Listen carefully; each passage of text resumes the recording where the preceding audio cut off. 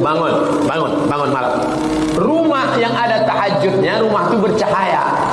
Malaikat menengok dari atas langit, mau membawakan rahmat, ditengoknya mana rumah yang bercahaya.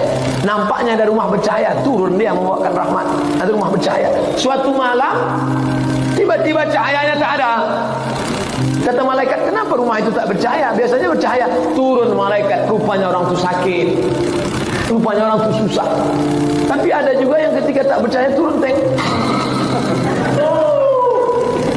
oleh sebab itu jangan malam itu diisi tidur 8 rakaat, 3 rakaat witir, 11 rakaat. Tak juga sanggup 2 rakaat.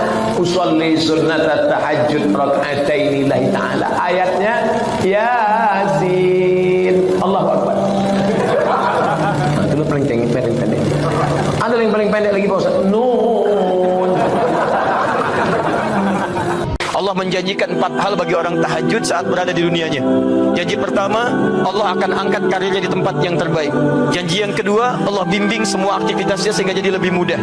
Janji yang ketiga, Allah bimbing setiap dia punya masalah supaya mendapatkan solusi terbaik mengatasi persoalannya. Janji yang keempat, Allah akan lindungi dia ketika dalam aktivitas kehidupannya ada orang-orang yang ingin mencelakai atau menjahilinya. 4 janji utama. Di akhirat, para pelaku tahajud yang rutin tahajud dijanjikan oleh Allah akan memasuki surga dan tempat surganya di taman surga. Anda tinggal di komplek dekat taman, enak kan keadaannya? Anda tinggal di surga, di taman surga, dekat dengan taman surganya. Bagaimana keindahannya? Maka para pelaku tahajud oleh Allah diberikan apresiasi luar biasa saat di akhirat nanti. Jadi di dunia dia dapatkan 4 kemuliaan, di akhirat paling minimal dia mendapatkan anugerah tinggal di taman surga. Dan hebatnya saat dalam hisab, orang-orang ini akan dipanggil-panggil oleh pintu amalannya.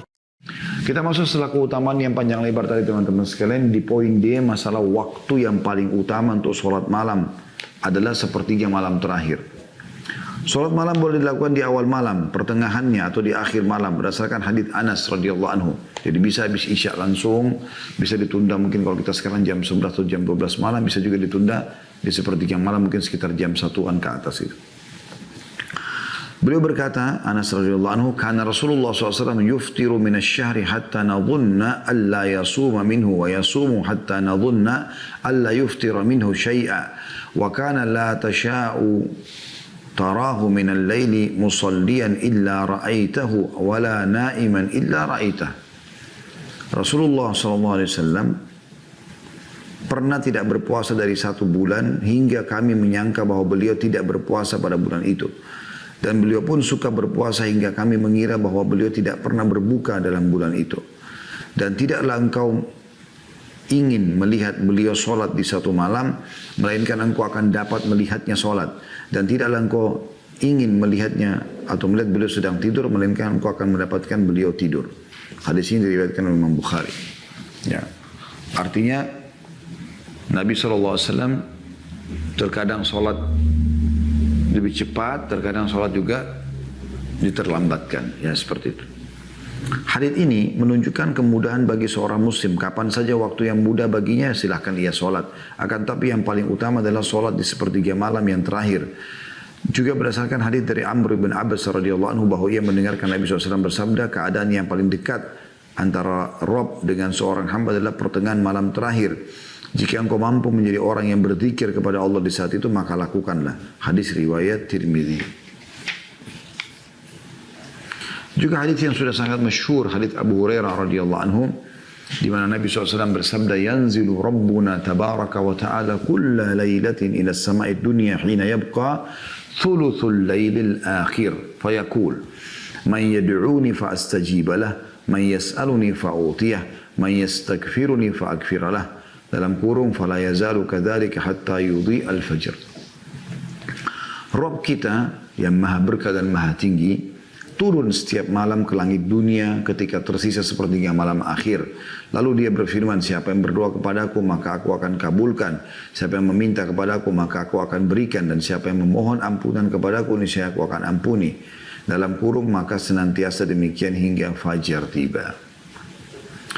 Juga riwayat Jabir radhiyallahu anhu yang mengatakan, aku mendengar Nabi SAW bersabda, sungguhnya di malam hari itu ada satu saat di mana tidaklah seorang hamba muslim bertepatan sedang memohon kepada Allah Subhanahu wa taala satu kebaikan perkara dunia ataupun akhirat kecuali Allah SWT akan memberikan perkara itu kepadanya dan demikian itu terjadi setiap malam.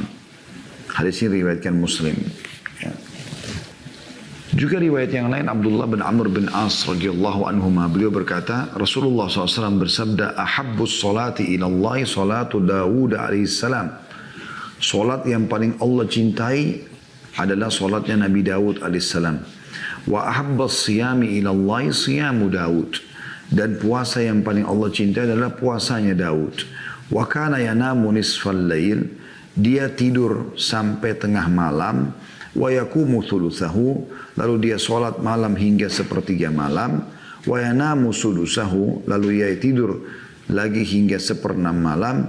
Wa yasumu yauman wa yuftiru yauman. Dan dia berpuasa sehari dan berbuka puasa sehari. Wala yafirru idza laqa. Dan dia tidak pernah lari ketika bertemu dengan musuh. Hadis ini riwayat Bukhari dan Muslim. Ya. Jadi ini tata cara solat atau solat malam yang paling afdal. Poin E-nya jumlah rakaat solat malam. Kata beliau tidak memiliki bilangan yang khusus.